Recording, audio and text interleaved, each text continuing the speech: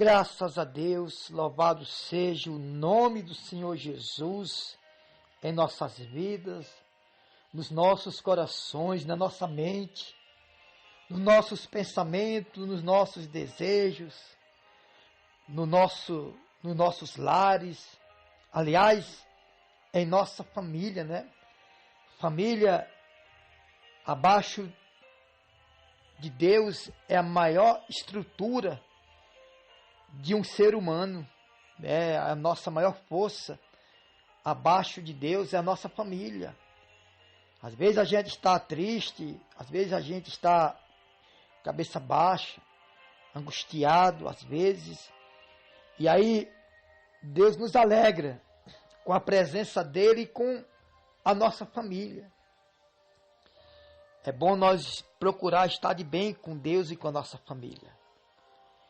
Apesar das lutas, apesar das aflições, mas família é uma dádiva de Deus. Eu queria que os irmãos abrissem suas Bíblias no livro de Provérbios, capítulo 8, versículo 32 até o 36. A palavra de Deus é uma alegria para o nosso coração. Nós vamos ler Provérbios de Salomão e não tem ninguém melhor para nos passar essa experiência de ter tudo, de ter riqueza, de ter tudo que o seu coração desejava, mas também de saber que nem tudo que nós temos materialmente é suficiente para nos fazer feliz, né? Então a palavra do Senhor diz aqui através de Salomão que, apesar de ser um rei muito rico, mas teve um momento que ele sabia que nem tudo que ele tinha e possuía era suficiente para lhe fazer um homem feliz, até mesmo um homem completo, né? Então diz assim, ó, Provérbios capítulo 8, versículo 32, diz assim: agora, pois, filhos, ouve-me, porque felizes serão os que guardarem os meus caminhos. Isso é Deus falando, né, através do rei Salomão, né? Agora, pois, filhos, ouve, porque felizes serão os que guardarem os meus caminhos. Felizes é aqueles que guardam os caminhos do Senhor. Ouve o ensino e sede sábios, e não o rejeiteis. Não rejeiteis o quê?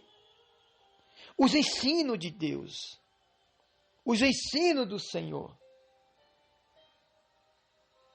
Os caminhos do Senhor é quem nos ajuda, é quem nos deixa de pé.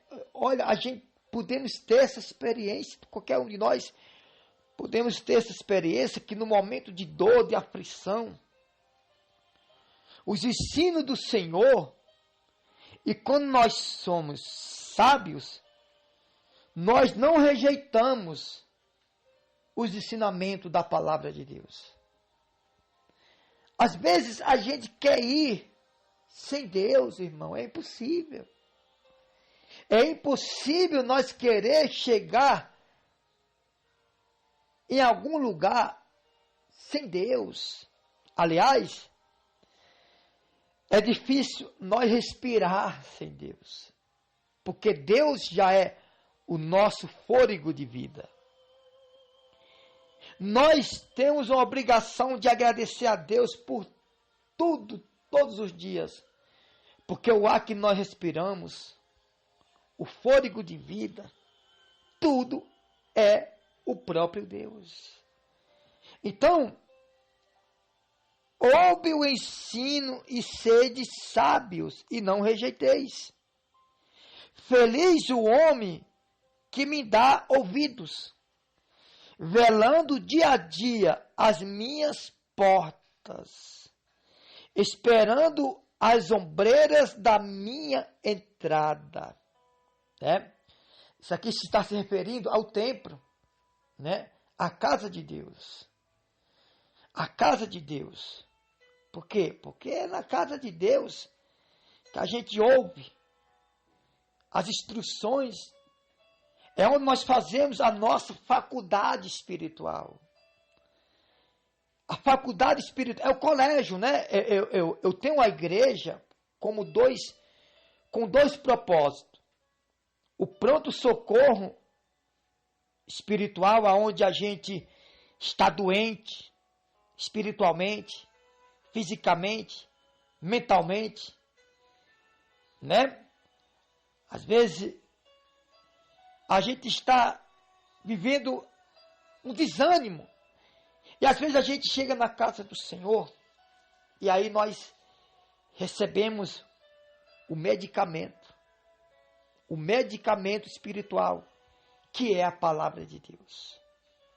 Por isso que Salomão, ele diz: feliz o homem que dá ouvidos, velando dia a dia as minhas portas, esperando as ombreiras da minha entrada. Também, então nós podemos ver, irmão, que eu particularmente eu vejo a casa de Deus como pronto socorro espiritual, como também a faculdade espiritual. A palavra de Deus é o ensino. É ali que nós aprendemos a usar a faculdade espiritual. Quantas pessoas às vezes estão vivendo na rua da amargura e recebem uma palavra que você aprendeu na faculdade de Deus, na faculdade espiritual, e ela se anima, ela se alegra.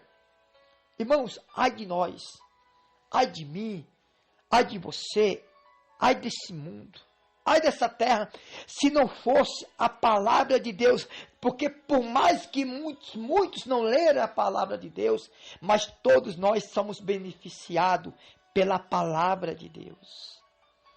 É ensino, é instruções, é o manual, a palavra de Deus. Era que nos anima.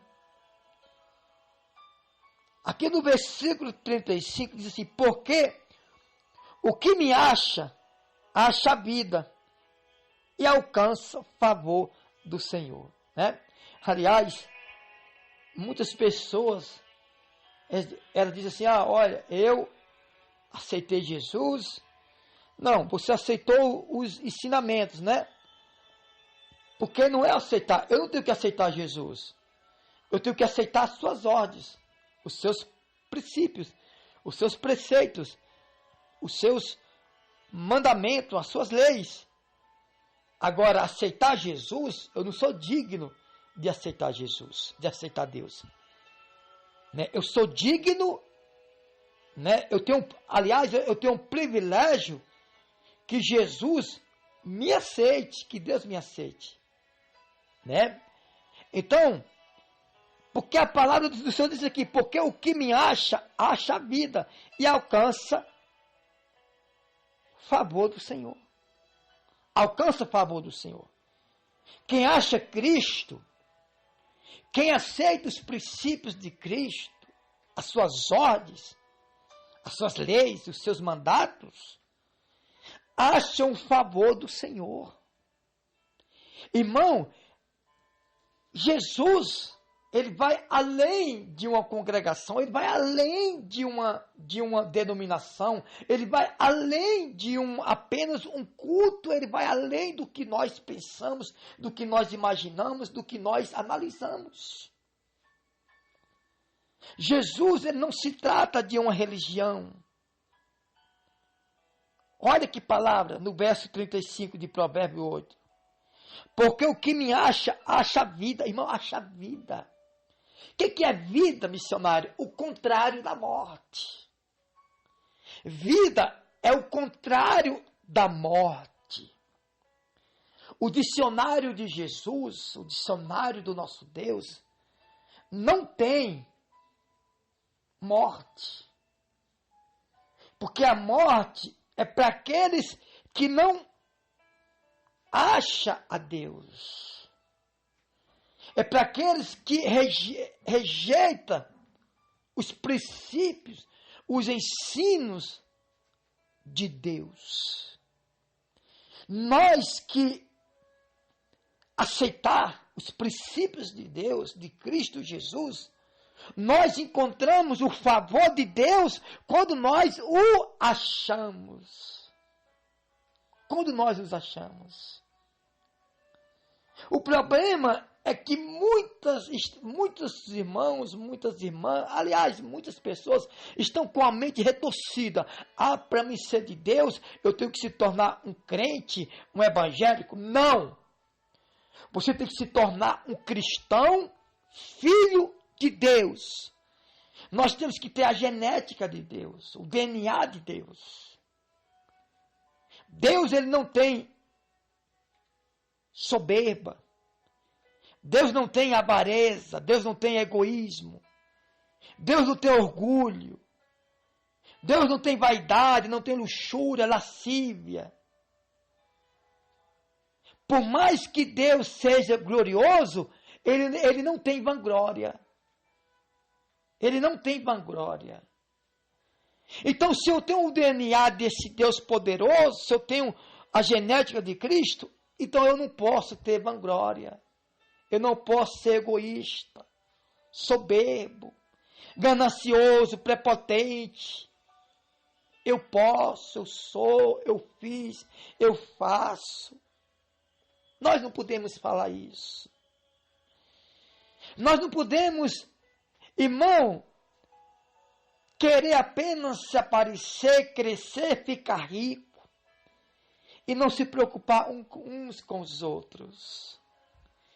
Irmãos, quem acha o Senhor, acha a vida, alcança o favor do Senhor. Irmão, é um privilégio quando nós temos a oportunidade de alguém nos exortar. É um privilégio que nós temos, é um favor que nós temos quando alguém desce o chicote no nosso lombo, dentro da palavra de Deus. É verdade. Porque Deus está te alertando para não acontecer coisas piores. Deus, ele é misericordioso. Mas Deus, irmão, a Bíblia diz que ele não inocenta o culpado. Se o culpado é culpado, Deus perdoa, mas não vai inocentar. Porque ele é culpado. Então esse negócio que a gente vê falar, Jesus, eu aceitei Jesus. Não, nós nunca devemos dizer que aceitamos Jesus. O pecador não é Jesus, somos nós.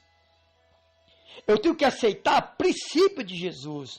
Aceitar princípios não é aceitar Jesus, é princípio. É Jesus que nos aceita, irmão.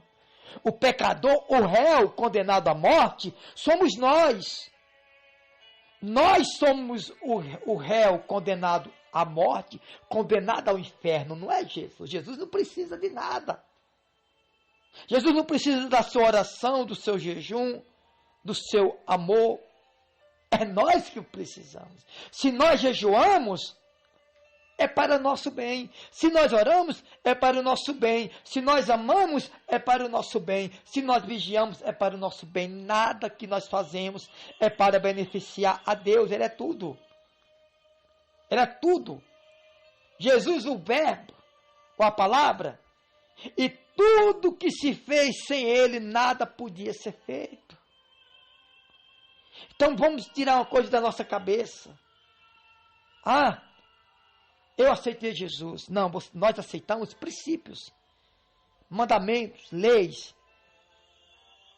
Porque uma coisa é eu aceitar Jesus, outra coisa é eu aceitar os seus princípios. É Ele que nos aceita. Ele não é o acusado somos nós pelo diabo. Ele não é réu somos nós. Ele não é pecador somos nós. Então é Ele que nos aceita, irmão. É Ele que nos lava. Não é você que lava Jesus dos pecados. É Ele que nos lava do pecado. Porque o que me acha a vida. e alcança o favor do Senhor. Mas o que peca contra mim, violenta a própria alma. Irmãos, o que é violenta? Agride. O que é violenta? Maltrata, acaba, desonra, destrói a própria alma. Mas o que peca contra mim, violenta a própria alma. Todos os que me aborrecem, ama a morte. O que é aborrecer? Desobedecer, desacatar as ordens, não aceitar princípio, não aceitar leis, mandamentos. O que peca contra mim violenta a própria alma. Irmão, aqueles que pecam contra Deus violenta a própria alma, maltrata a própria alma, destrói a própria alma. Aqueles que pecam contra Deus lançam a sua própria alma no inferno. Nós temos que aprender isso. E todos os que me aborrecem, amam a morte. Aborrece, ira a Deus. Faz tudo contra a vontade de Deus. Você sabe que a Bíblia diz que Deus ira. Deus ira. Por que às vezes Deus ira contra mim? Porque eu aborreço Ele. E como é que eu me aborreço? Como é que o filho aborrece o pai? Fazendo tudo o contrário que o pai lhe ordena. Às vezes a gente fala assim, foi para a igreja, né? Às vezes foi para a igreja, mas não foi para Jesus. Eu estou com Deus agora, estou com Jesus, porque Jesus me resgatou do vício, das drogas, do cigarro, da bebida, da prostituição, do adultério. Amém. É uma grande bênção isso daí. Mas isso são erros que nós saímos e a gente percebemos que saímos deles. O problema é aqueles erros, pecado, que a gente, mesmo dentro da igreja, participando de Santa Ceia, batizado nas águas, louvando, glorificando, entre aspas, né? E às vezes a gente faz tudo isso, canta, louva, prega, glorifica a Deus, participa de Santa Ceia, é dizimista, ofertante, mas às vezes tem coisas dentro da gente que a gente não se libertou ainda. Por exemplo, missionário, orgulho, soberba, egoísmo, avareza, ganância, excesso demais de ficar rico. Tem pessoas que ficam obcecadas para ficar rico. É pecado ser rico? Não. Lógico que não. Jesus é rico, é dono do ouro e da prata. Pecado é a gente ter ganância, se afogar para ficar rico. Nós temos que conquistar tudo dentro da ordem e da obediência a Deus. Não maltrate sua alma, irmãos. Tudo isso que eu falei, soberba, ganância, orgulho, prepotência, essas coisas que às vezes a gente vê com os olhos humanos, mas a gente vive com os olhos, a gente vê com os olhos espiritual, porque está dentro de nós, está dentro do nosso coração, está dentro de nossa alma, do nosso pensamento, sentimento, desejos. E para isso sair, nós temos que morrer para o pecado. Às vezes você prega bonito, Deus já operou milagres através de você. Mas às vezes já operou milagre através de você, porém você ainda não operou milagre de libertação, de redenção, de transformação. Então nós temos que fazer uma análise, por isso que a palavra do Senhor diz que nós temos que examinar as Escrituras, porque quando nós examinamos as Escrituras, nós examinamos os nossos corações, que é o nosso pensamento, desejo, sentimento. Precisamos, irmãos, ardentemente analisar nossas vidas. Às vezes a gente prega para a multidão, né? Eu estou bem, estou pregando para a multidão. Não, irmão, não é por aí não. Não é pregar para a multidão que a gente constata que estamos com Deus. É quando nós deixamos Deus trabalhar no nosso coração. no nosso pensamento, no nosso sentimento, nos nossos desejos. Louvado seja o nome do Senhor Jesus. Que nós possamos guardar o nosso coração, porque dele procede as fontes da vida. O que é fontes? É que jorra, é que mina, é que faz nascer. As fontes da vida, ou seja, é do coração que procede bênção ou maldição, vida ou morte, mal ou bem. Vida ou morte, né? Luz ou trevas, Deus ou diabo, céu ou inferno. É do nosso coração. Que Deus lhe abençoe e te ilumine. E podemos fazer uma análise para Deus nos ajudar a nos converter, né? Em espírito e em verdade. Não é o que você tem ou deixa de ter que constata que você é de Deus. E sim o que está guardado no seu coração. Que Deus ilumine, no nome do Pai, do Filho e do Espírito Santo. Amém.